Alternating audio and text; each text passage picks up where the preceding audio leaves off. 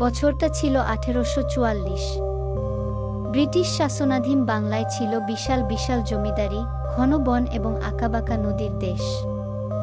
ইছামতি নদীর তীরে অবস্থিত প্রত্যন্ত কালীগঞ্জ গ্রামে এক ভয়াবহ ভয় মানুষকে আঁকড়ে ধরেছিল।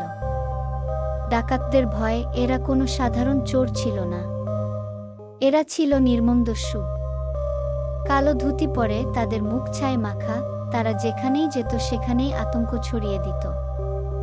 এই দলের নেতা ছিল ভোলা ডাকাত, যার নাম শুনলেই মায়েরা তাদের সন্তানদের জড়িয়ে ধরে রাখত। এক ঝড়ো রাতে, যখন চাঁদ ঘন বর্ষার মেঘের আড়ালে লুকিয়েছিল, কালীগঞ্জের গ্রামবাসীরা তাদের কুঁড়ে ঘরের ভেতরে বসে শিয়ালের দূর থেকে চিৎকার শুনতে পাচ্ছিল। হঠাৎ গ্রামে একটা তীব্র শঙ্খধ্বনি প্রতিধ্বনিত হলো। এটা ছিল ডাকাতের ভয়ঙ্কর সংকেত। কেউ কিছু বলার আগেই বাইরের অন্ধকার জ্বলন্ত মশালের আলোয় প্রাণবন্ত হয়ে উঠল।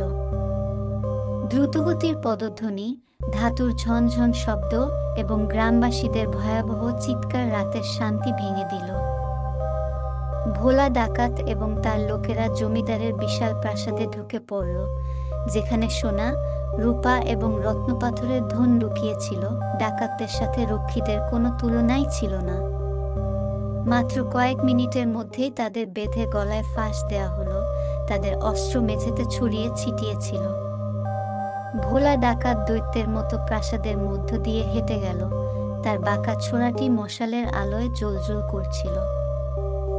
জমিদার হরিনারায়ণ চৌধুরী তার সামনে কাঁপতে কাঁপতে বললেন, আমাদের ছাড় দিন ডাকাতজি। তিনি অনুনয় করলেন, যা খুশি নিয়ে যান, কিন্তু আমার পরিবারের ক্ষতি করবেন না। ভোলার রেখাযুক্ত চোখ হুমকিতে জ্বল জ্বল করে উঠল। আমরা যা খুশি নিয়ে যাই বাবু, কিন্তু আজ রাতে আমরা সবকিছুই নিয়ে যাব। তার লোকেরা বাড়ি লুটপাট করে সোনার মুদ্রা, রেশমের শাড়ি এবং অমূল্য জিনিসপত্র সিন্দুক টেনে বের করে আনে। কিন্তু ভোলা ডাকাত সন্তুষ্ট হননি। তিনি জানতেন যে জমিদাররা সবসময় গোপনে কিছু লুকিয়ে রাখেন। হাসি দিয়ে তিনি জমিদারের ছেলের, 10 বছরের ছেলের কবজি ধরেন। বাকি জিনিসগুলো কোথায় আছে বলো, না হলে আমি ছেলেটির গলা কেটে ফেলব। জমিদারের মুখ বেয়ে অশ্রুধারা বইতে লাগল। কাঁপতে কাঁপতে তিনি পূজা কক্ষের পিছনে একটি লুকানো কক্ষের দিকে ইঙ্গিত করলেন। ডাকাতরা খুঁজে পেল, লোহার রড দিয়ে তা ভেঙে ফেলল। ঝলমলে সোনার দৃশ্য দেখে তাদের মন ভরে গেল এবং তাদের বিজয়ের ধ্বনি সারা রাত ধরে বাজল। তারা যখন চলে যাচ্ছিল, তখনই মন্দিরের একটি ঘণ্টা জোরে বেজে উঠল। বাতাস ভয়ঙ্করভাবে স্থির হয়ে গেল। ঠান্ডা বাতাস ঘরের মধ্য দিয়ে বয়ে গেল, মশালগুলো ঝিকিমিকি করে উঠল। পূজা কক্ষে কালীর মূর্তিটি অস্বাভাবিক আলো বিকিরণ করছিল বলে মনে হচ্ছিল।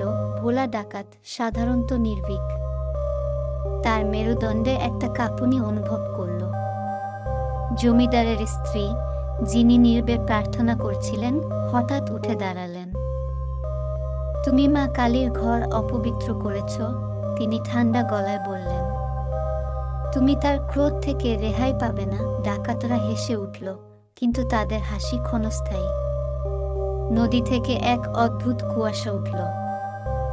বাইরের শিয়ালদের চিৎকার চুপ হয়ে গেল এবং তারপর একে একে ডাকাতরা পড়ে যেতে লাগলো, তাদের গলা চেপে ধরে। হাঁপাতে হাঁপাতে ভোলা ডাকাত দৌড়াতে চেষ্টা করল, কিন্তু তার পা ভারী হয়ে গেল। তার দৃষ্টি ঝাপসা এবং সে পড়ে গেল।